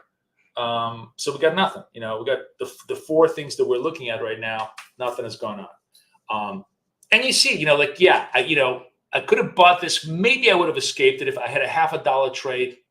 I bought 58.3, 59. Well, yeah, no, I would have made the $0.50 for sure. I would have made the $0.50, but it was problematic. Now I'm watching gold. I have the red zone. So is this a sell? No, it's not a sell. The first red zone is not a sell. I need a red zone, then a green zone, then a second red zone. If I have that tells me that the sellers finally have a little bit of control over the instrument. Now, what happens if I have a red zone and this thing just flushes all the way down to 246? Great, be my guest. There's a great Yiddish saying in New York says "Sei gesund," means go with God. Like go ahead, fine. I missed the setup. It doesn't matter. I'm gonna have like 10 more coming up with me, later today. this is, what is this? This is my short account, right? Let's see. I think I traded a couple of shorts as well. I want to show you. Let me see if I can show you some shorts over here. Yeah. So just since we don't have anything set up, I'm gonna guide you to how I traded, and you see the precision of my trading, right? 1, 2, 3, 3 buys. So third buy, that's already a hunt for a possible turn. Third buy, first red, second red. This actually, I could have shorted here, but I waited a little bit longer. Third red over here, I shorted over here, 72.50, 71.50, boom. 2 minutes later, a point in the S&P, I'm done, right? So this was my trading this morning on the short account. Let's see what I did on the long account. Let's flip around to my long account. Here's my 42s. Okay, here's my long account. And okay, so it's interesting. So what's going on over here on the long account, right? At first, it may seem counterintuitive. You have all these sell signals. Why am I trading the long account? But this is actually me doing a reverse, a reverse fade. I have I actually rushed this a little bit. I'll be honest with you. I should have traded over here. I needed 3 sell labels. I kind of had 2 sell labels. This is the second green red structure, and I went long. I went long because we already had 3 sells, right? So I wanted to, now I had a fade construct. If I did this properly, the trade should have been, this is a third sell. This is the first green. This is the second green. I should have been long over here. I was a little bit early on this trade, but it worked out for me on the trade. I also think did a gold long trade here on my long account. Let's see if we have a gold long trade somewhere here. Yeah, here it is. Very, very clean, crisp. First buy, second buy. Remember, I give myself 2 buys. The second buy, nice, clean, boom. You see this trade right over here? Totally viable, right? Totally viable. So now I'm basically hunting my short trades. So let's go to my short accounts, which is my 49 account, and see if something sets up here. I'm looking in my other charts here to see if there are any signals over here. Not much going on over here on the signal side. So I'm not trading it so much. Any questions on anything that I'm showing you guys? You guys following what I'm doing? The idea is we trade 2-3 hours, nicely focused. Hopefully, we get some volatility, and we get like maybe 2 or 3 signals in each particular instrument. Gives us 10 trades a day. If we're doing a good job, we should be winning every one of those trades. And, we're good to go. That's $500 a day, nice and clean on super, super tiny little leverage, right? You like the morning get-togethers? Randy, we're going to do this. So the good thing is, for everybody who loves to hang out with me, not only are we going to get to hang out with me more frequently, but you get to hang out with me much longer, because we're going to do the Monday rollover. So I'm just going to take over from Kay. We're going to run this till probably, 10:30, 10:45 today. And then Tuesday, Wednesday, Thursday, I'm going to do 9:15 to like 11, go full hour and a half, hour and 3/4 of trading. And that hopefully will develop, some really, really nice ideas. Oh shit, I'm talking and I missed the trade. So while I was talking, I'm sorry. This is always inevitable if I'm not paying attention. This actually gave us a sell signal, right? I should have been short over here at 54. They actually totally already the sell in gold happened. So I didn't take the signal, and it's fine. There'll be other opportunities. So there is no, you snooze, you lose in my setup. These are very, very fast setups. I should have been watching this on a full screen basis. But me talking and me watching is always problematic. Nothing going on over here. Nothing going on over here. We'll wait. We'll see. We'll see what gold wants to do. Maybe it gives me a second sell signal. After gold took out the 26.50, ran all the way up. Now it's doing a little bit of a corrective move. But my point was, my instinct of like, oh, this is, we're kind of getting tired on the buy side for sure. So those of you who may be wondering, well, you got like 4 buy labels. You're looking for that fade move. What happens if you get a sell label? Well, then you sell. The sell label is the sell signal. In other words, if I don't get that fade signal of like, green, red, I get a hardcore sell. That's a hardcore sell. That's what it's there for. It's coding telling you, yeah, this, it's a good short-term sell. So I should have taken that. I just simply didn't look at it at the same time. I'm kind of scanning everything else over here to see what, what's happening and see if I get any signals on anything that's going on. Markets are very slow right now. Nothing much is going on here. Everybody's just putzing around. I'm going to take the turn signals off because we really don't need to watch them because they'll alert us automatically. I'm just going to my other computer. This, by the way, makes such a huge difference in terms of me not stressing out my charts now, so you guys can see my charts without me getting crazy. Randy, you like this, huh? So here's what I was going to tell you. Why does my Pass the Prop Academy work? It's not anything mysterious. It's not anything magical. I'm not some kind of a freaking guru. I am definitely a flawed human being with lots of mistakes. But the reason why Pass the Prop works is because you need 3 things to pass the prop account, right? You need, number one, a strategy, which we have. Well, actually, let me put it this way. You need the tool first. You can't even have a strategy with it. You need a clean, clear, completely unambiguous tool. No, like, if the second moon goes over here and the Fibonacci retraces here, so much, tell me, how much bullshit are you watching on YouTube where everything is interpretive? Where a guy goes, oh, here's my setup. And then he goes into, you see how like the trend line goes over here. And if this wiggle goes over here and this wiggle goes over here and this happens there, there's 5 conditions which are never replicated. They're never the same the second time around, never the same the third time around. So they're complete bullshit. It's completely, totally subjective. Every fucking setup I see, including all the ICT setups, are 100% bullshit because you can't replicate them. This is 100% replicable.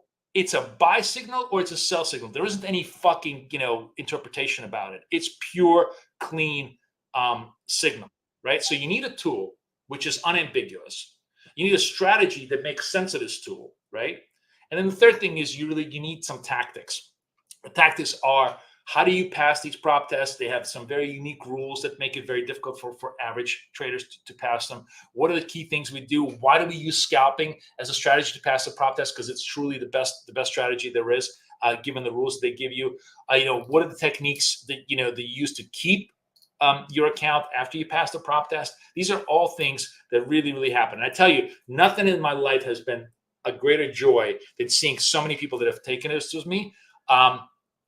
Not only pass the prop test, but now getting paid out. So they paid $50 for a prop test. Now they're getting $2,000, $3,000, $4,000 every 2 weeks in a paycheck, which is awesome.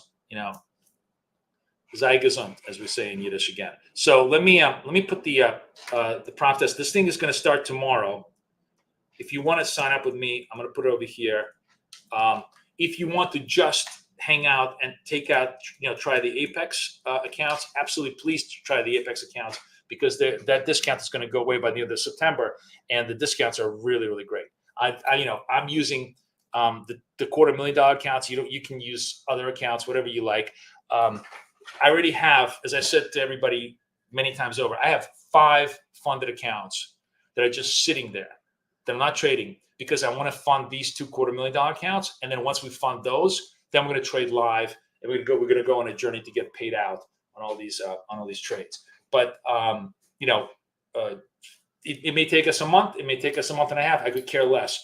I'm trading. My approach is I'm trading very reasonable, small risk and constant high probability trades. That's what I do. You could take my approach and change it completely, like many people do. Oh, I have a buy signal. Shit.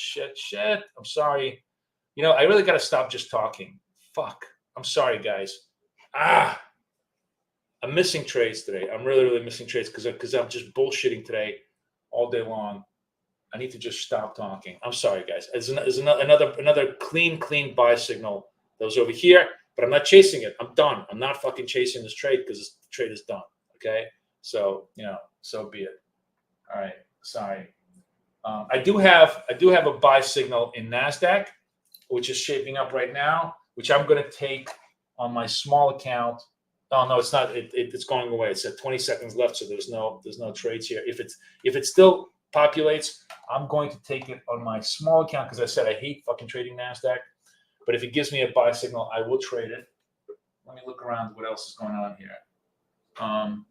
And there was a buy signal in the Dow that I missed this.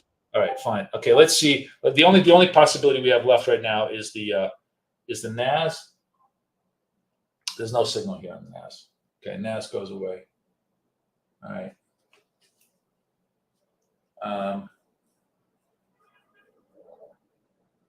Starting to show up again. 40, 30 seconds.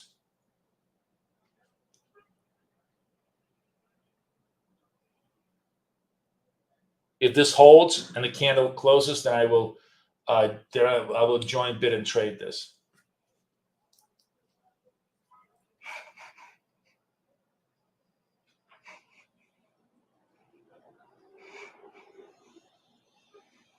Nope, no trade. Going away. NASDAQ looks a little bit weaker today than almost anything else.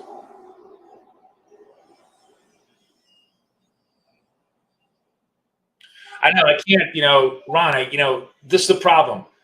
I either talk and describe stuff to help people understand, or I just trade, hardcore focus. That's, it's always a trade-off.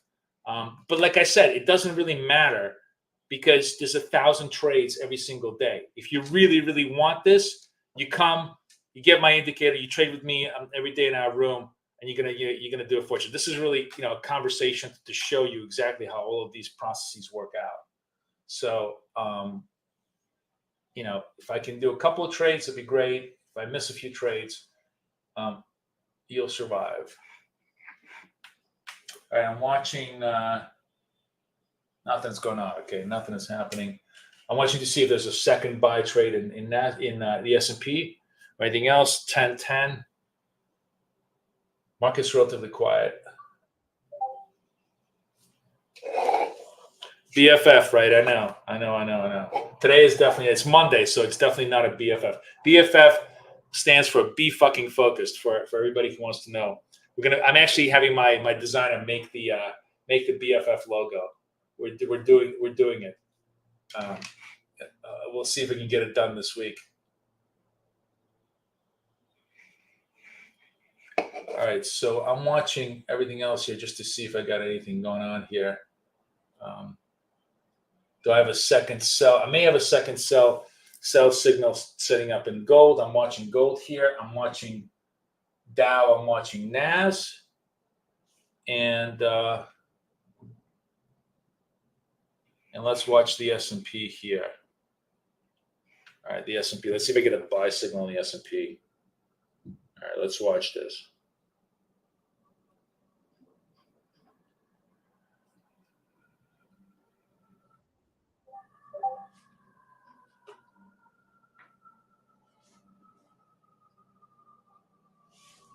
All right, nothing's showing up so far.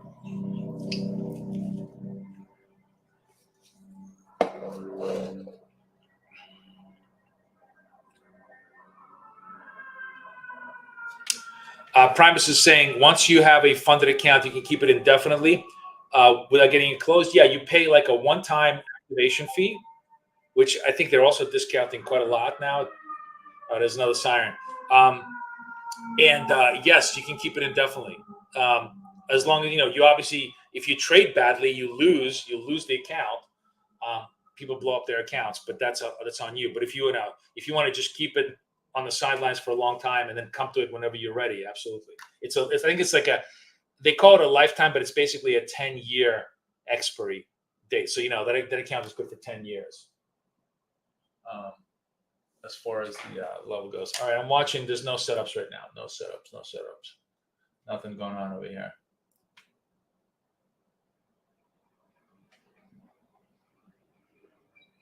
Super slow and everything else in the markets. Anything else on your minds, guys? I see that I'm turning around. I see myself on the camera that I'm turning around. I'd rather be turning around. You guys see the back of my head and make sure that the accounts are not, that the screens are not stressed out. You can see that I got, I have the PC in the background too. All right, gold, NASDAQ goes down. It's really just complete yank job. And by the way, a week ago, 2 weeks ago, 3 weeks ago, I would be doing this bullshit left and right. Buy, get stopped out. Sell, get stopped out. Just a yank job left and right, left and right, left and right. Because because you don't follow the rules, which is, you don't, if you miss the trade, you don't chase the trade. There's nothing to do here. It's the best thing to do. All right. Not losing money is the same thing as making money.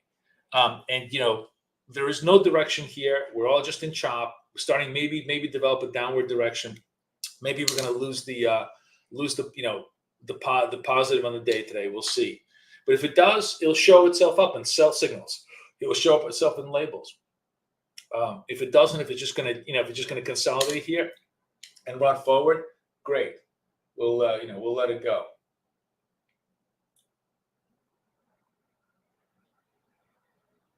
Just looking around to see what else is going on over here.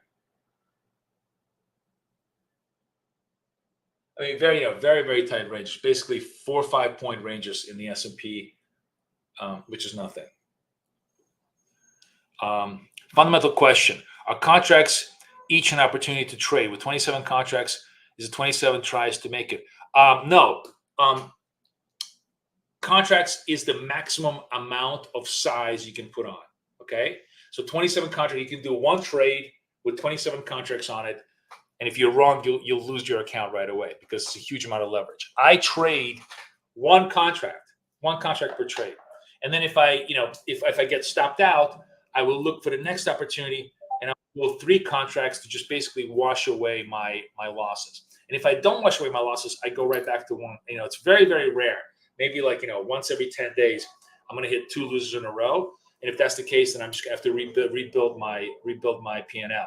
But generally, I'm trading tiny, size, $50 a trade, 10 trades, $500. I'm done. That's kind of like, my game plan. But doing that, I am growing the account super, super steady. Let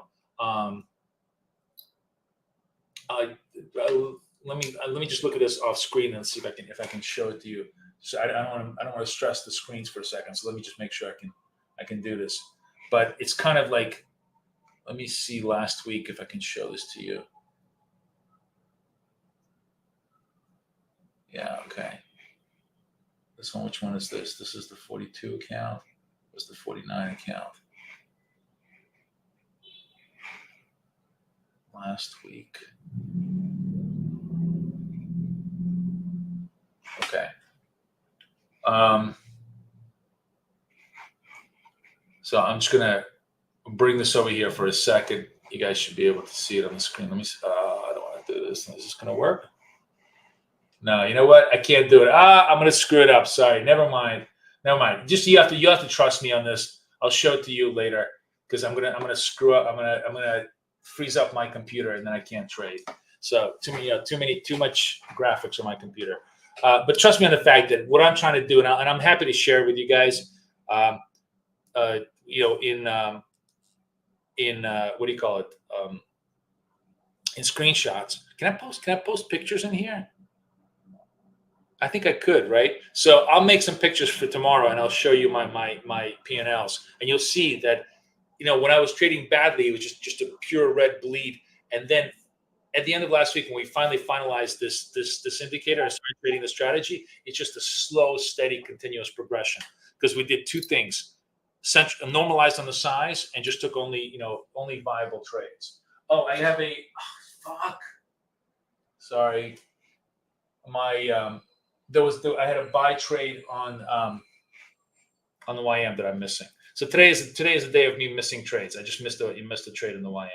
Sorry, we'll leave it. We'll leave it be. The opposite side is that now we can hunt the YM for. If I get a third buy trade, then we can hunt it for short ideas. I need to just kind of, what I need to do? I need to cycle through all these things every 5 seconds. That's what we're going to do. I'm just going to cycle through this instead of me talking and me looking at other charts. It's going to cycle through, so that I can figure out what I want to be looking at.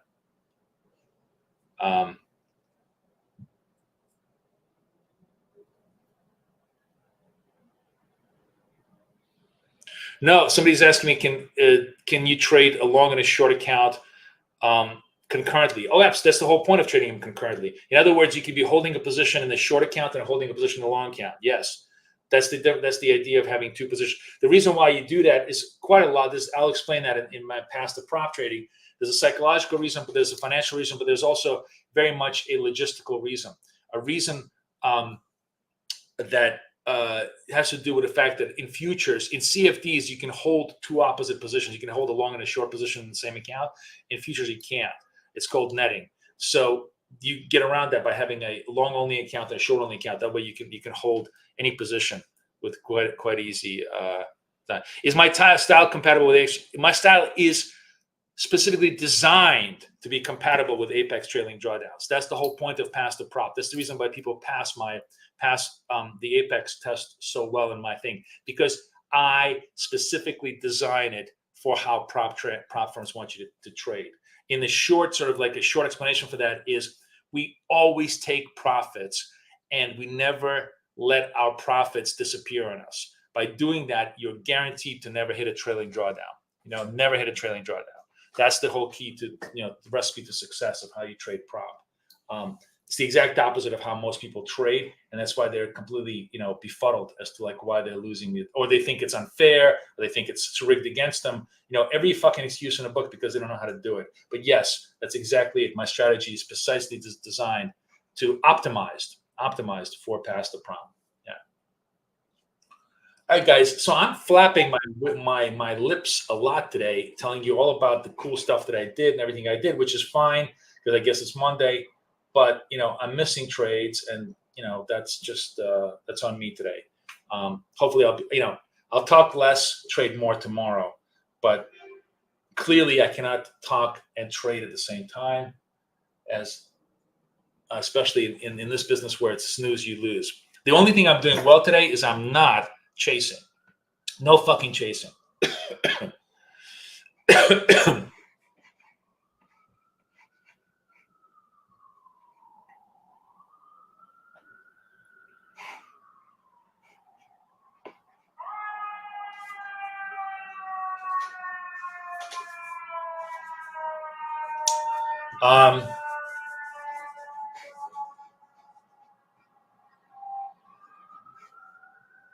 Just cycling through here to see what we got here.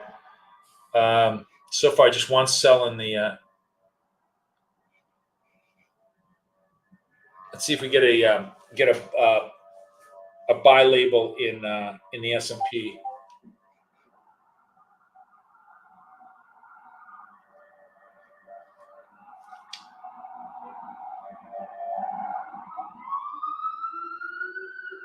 I told you guys, the only thing that's certain in my trading is you're going to hear sirens all the time. And I'm watching everything here to see if I get any kind of moves.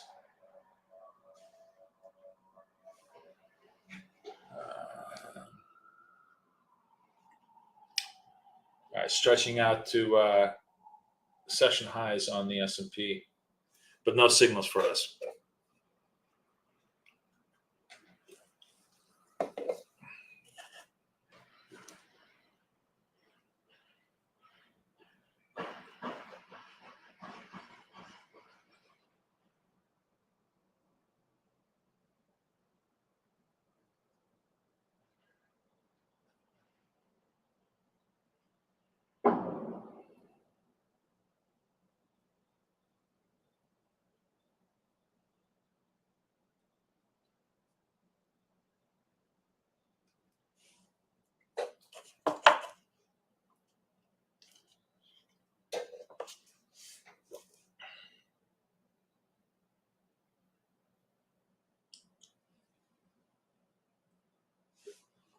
NAS is through the 2100 coming off, but still no signal for us. We don't have any any viability here on what's going on. You know what I'm curious about, actually? I wonder if we have any turn trades on here.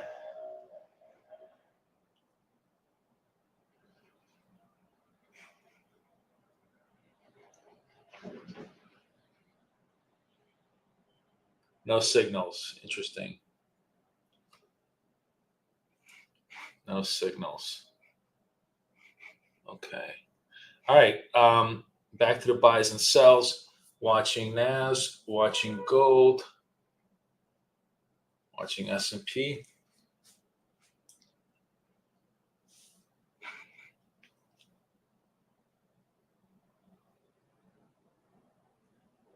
Nothing going on. What is the desirable hour to trade? Pretty much 10 to 11. But, you know, Mondays kind of suck. Sometimes it can be like there really isn't one great hour. I would say the range is like 10 to noon and probably like 1:30 to 3 o'clock New York, right? Those are the best 90 minutes. Both those are the best 90 minutes. But sometimes the markets can just do nothing and then they start running at around 12 noon, which is unusual because basically the reason why 10 to noon New York is good is that's the European close. So if you have the New York Open, the European close, the two of them combine to create lots of liquidity, you know, and possibility. But right now we got nothing going on here. It's just super quiet.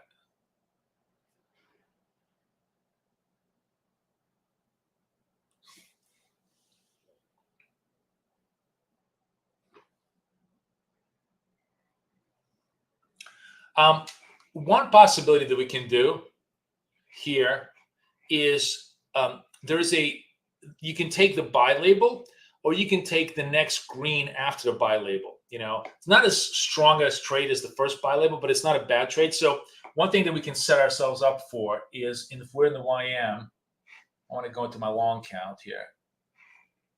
And okay, I'm in my long count and I want to go to YM and set that up for a 10. This actually should be a 10:30. All right, we'll make it 10:40. It doesn't matter. And if I get if I go to the green zone, if I get a candle that closes in the green zone, I'll get long along the Dow because I don't see any other setups happening right now. So I'm just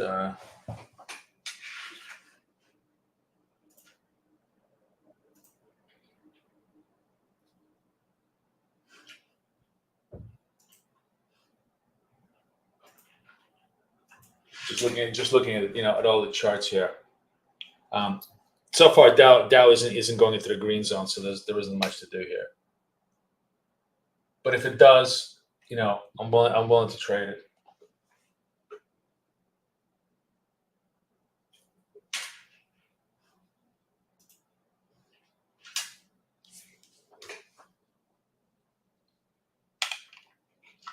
You can see how in the S&P, so this was the buy signal over here, right? We could have taken this. That was a trade. You could have taken this one too. It's 76.25. You needed just a point that went to 78.25, more than a point. It would have made your target. All right, let's see if the Dow wants to go into the green zone. So far now.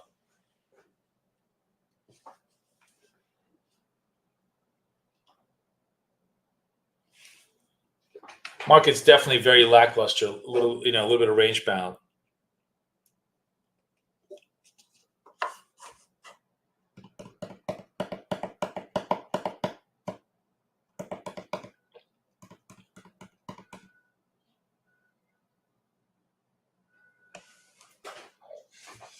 Let's see what's going on here.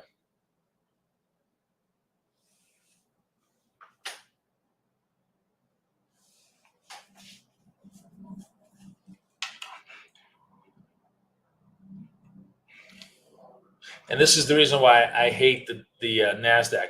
So this is a buy signal here that would have actually faded you out, right? You would have made the mistake. Then if you got stopped out on this one, you would have come in long here at 87. Your target would have been 97. And stop would have been 57. You would have gotten stopped on this thing, and then it would have gone hit your target. This is why I absolutely hate trading NASDAQ as a product. Although A lot of people here do like it. All right, no trades on the Dow here.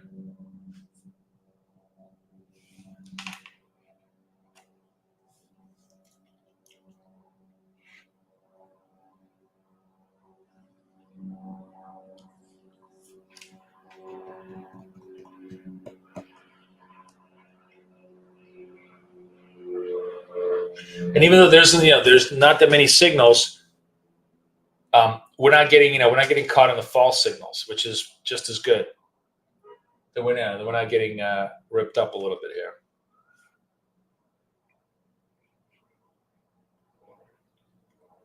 But it's definitely slow. Definitely slowed up a lot. 10:30, not a lot of traction today.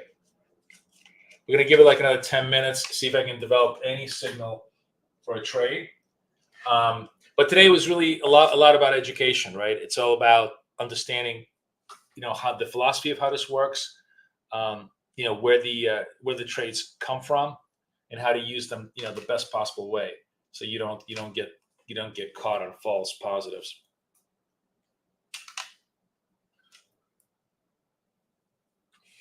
Tomorrow we're going to put it all together. Don't forget, it's 9:15. Bring everybody around. Bring all your friends. Happy to share this with them. I'm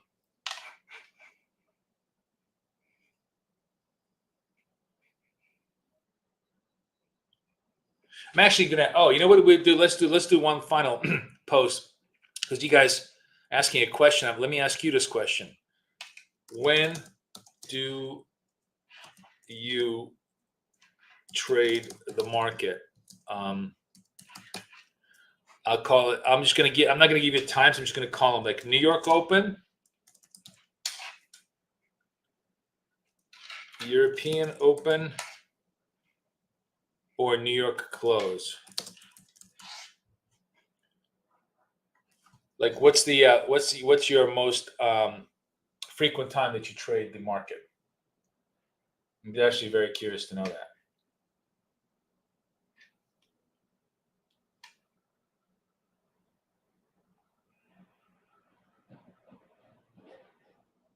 What's this shit? Why is this down? Oh, it's flat. It's flat. What's this?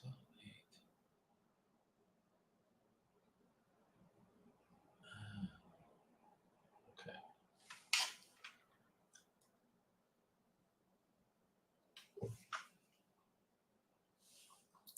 Nothing going on over here, guys.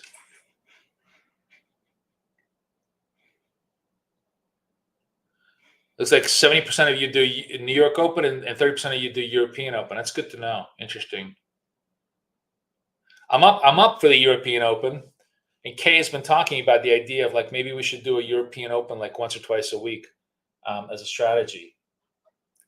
Happy to entertain that. See if you guys like it. There's definitely, it's not super fast, but then neither is the New York Open today. And there's actually some very good tactical trades to be done there. Could definitely, the European Open would be like 4:00 in the morning, New York. Maybe like, we trade 4 to 6. Anybody down for that? Should we do the European Open? I'll poll you guys tomorrow. Let me know. All right, I'm waiting to see if there's a proof of life in any of these instruments right now. They've literally been trading 5 ticks wide for the last half hour. Oh,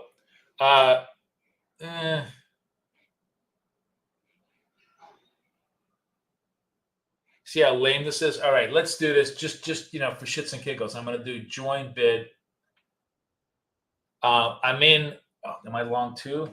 I'm long too. Okay, I need to get rid of whatever. It's fine. I'll just I'll stay with it. But I really did not like this trade, and I told you I'm not a lover of taking the secondary trade. It looked like it was a very big trade. I'm probably going to get stopped out because again, right now I'm just forcing a fucking trade because we haven't done any trades. It's very, very bad behavior on my part, but I don't care. It is what it is. None of this is big size for me. If it works, if it works, it'll work. I'm going to actually just get rid of one of these trades right now. See if I can get rid of one of them. Come on, get out of there. Okay, so now I'm only long one. I just got get rid of my unnecessary double trade. But the key thing that I wanted to sort of discuss with you is that yes, sometimes the markets are going to be super slow, and because you're looking for trades, you're going to force trades in here. I've been very, very good at not forcing trades, and I said to you, I'm going to take a secondary. This is going to stop me out, I think. No, what the hell? Why is this a buy limit? Why am I on a buy limit? Okay, you know what? I'm just going to move this out of here this way. We're just going to get out of all these trades if I can get a rise. I don't know why I had a buy limit. I think I double. All right, I got out of all my positions essentially at break even because none of this was really great looking trades. But it's just a good example of not forcing a really shitty trade. This was second buy level, not super confident and super strong, nothing that you really want to trade. And then there's frankly nothing to be done. There's just literally there are no good trades to be done. The only thing I did correctly here was just get myself the fuck out of these trades before they did any damage to my account, which was okay.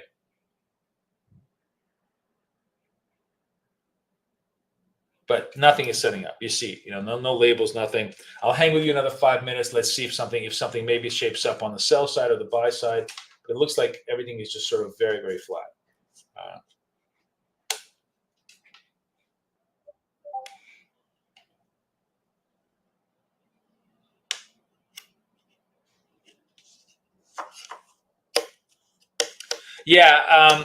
EU Open is good for DAX. I don't trade the DAX because the DAX actually costs extra money on the prop account because the DAX requires subscription fees to the German stock exchange. But you can trade NASDAQ and you can trade the S&P because if there's big movement in the DAX, there'll be big movement in the S&Ps. It's not like you can trade the New York products in European time with perfect confidence. If something is happening, you can certainly trade gold for sure. All right, gold is pretty much at session highs at 2660. That's interesting. Oh, you know what's happening? Hold on a second. I'm looking at the other corner right. We may actually get a signal. Oh my God! Come on, baby. There was like a brief flash of a sell signal on the YM, but then it turned back up to the upside.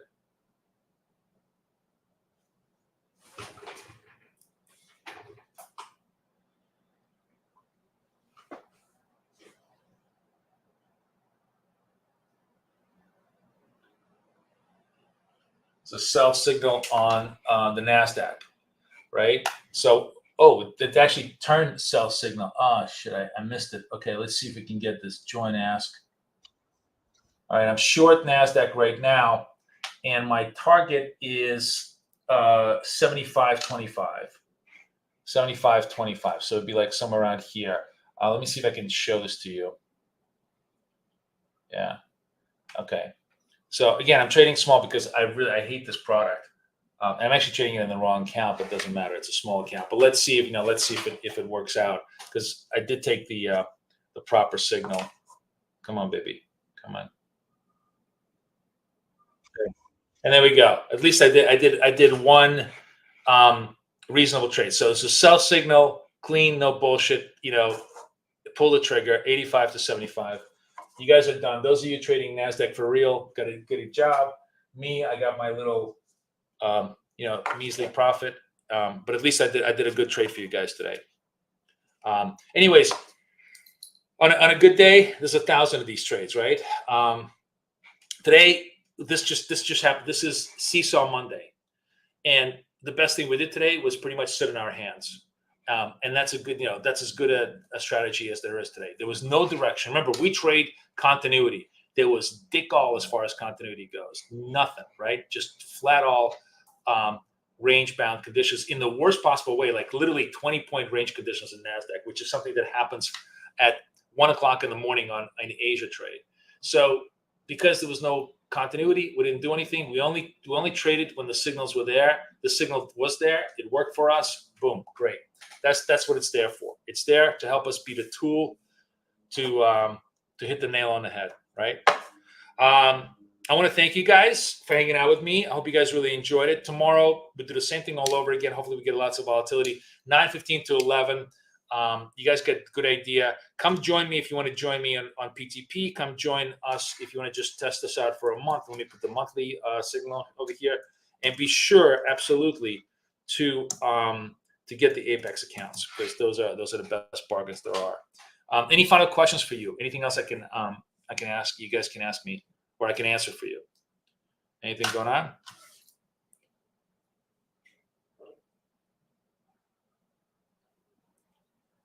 No?